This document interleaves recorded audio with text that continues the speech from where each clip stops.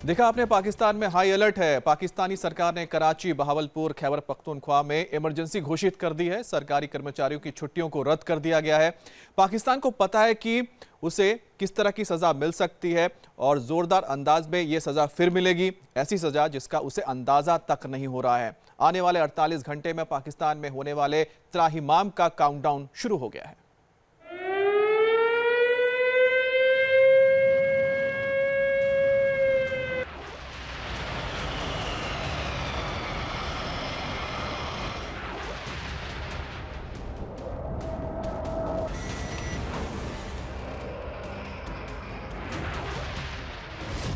झूठे पाकिस्तान का, बड़बोले इमरान का और बाजवा की फरेबी सेना का पक्का इलाज होगा।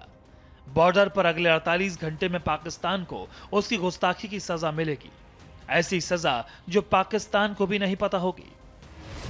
अब पाकिस्तान के लिए सबसे बड़ी चेतावनी कि हाथ खुल चुके हैं हमारी तीनों सेनाओं के।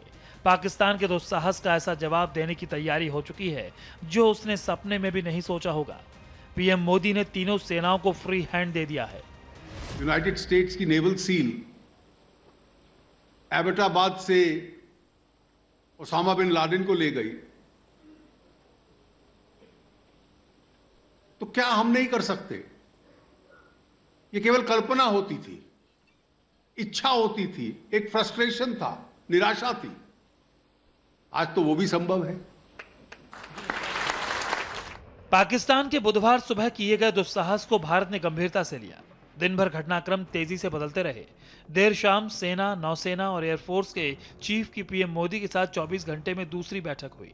1.5 घंटे की मीटिंग में एनएसए अजीत डोवल और खुफिया विभाग के प्रमुख भी मौजूद थे। अब पीएम से फ्री हैंड मिलते ही तीनों सेना अपने हिसाब से रणनीति को अंजाम देंगी। फिलहाल सरकार की पहली प्राथमिकता अपने पायलट को सुरक्षित घर लाने की है। पुलवामा हमले के बाद प्रधानमंत्री ने सेना को खुली तौर पर कार्रवाई करने के लिए संकेत दिया था, लेकिन इस बार पाकिस्तान को और भी करारा जवाब मिल सकता है। प्रधानमंत्री की बैठक के बाद जिस तरीके से आधिकारिक सूत्र ये बात का संकेत दे रहे हैं कि कभी भी कुछ भी हो सकता है और साथ ही साथ पाकिस्तान को पहले से ज्यादा करारा जवाब मिलेगा।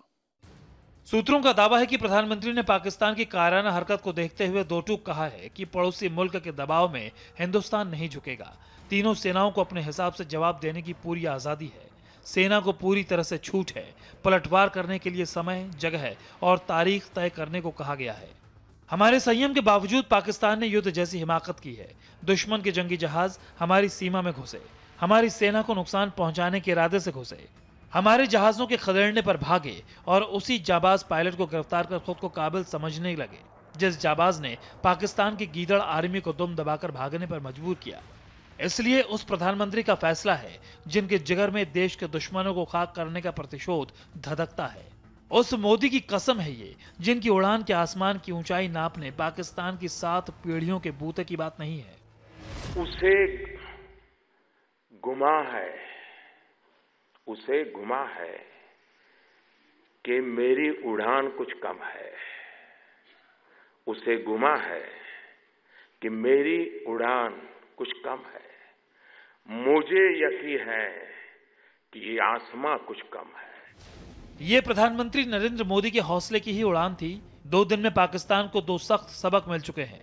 पहले हमारी एयरफोर्स ने पाकिस्तान की जमीन पर चल रहे जैश के खूनी अड्डों को धूल में मिलाया, 300 आतंकियों की लाशें बिछाई और 24 घंटे बाद ही पाकिस्तान की बहुत बड़ी हिमाकत का मुंहतोड़ जवाब दिया, ताकि 130 करोड़ हिंदुस्तानियों को यकीन हो जाए कि देश महफूज हाथों में है। सौगंध मुझे इस मिट्टी की, मैं देश नहीं मिटने दूंगा। मैं देश नहीं रुकने दूंगा। जाहिर है अमन का स्वांग रचने वाले पाकिस्तान की नीयत पीठ में छुरा घोंपने की है। इसलिए बुधवार देर शाम हुई बैठक से पहले भी आर्मी चीफ बिपिन रावत ने प्रधानमंत्री मोदी से मुलाकात की। इससे पहले पीएम मोदी के घर पर ही हाई लेवल मीटिंग हुई। इस बैठक में भी एनएसए अजीत डोवल ने पीएम मोदी को ताजा हालात की जानकारी दी थी। रक्षा मंत्री निर्मला सीतारमण ने भी तीनों सेनाओं के प्रमुखों से मुलाकात की थी। नॉर्थ ब्लॉक में NSA Ajit Doval, raw chief, गृह सचिव के बीच अहम बैठक हुई थी। अब तय है पाकिस्तान को गुस्ताखी की बेरहम सजा मिलेगी। तय है भारतीय फौज का पाकिस्तान पर बारूदी पलटवार होगा। ऐसा पलटवार जिससे पाकिस्तान त्राहिमाम कर उठेगा। Devendra Parashar, India TV, Delhi.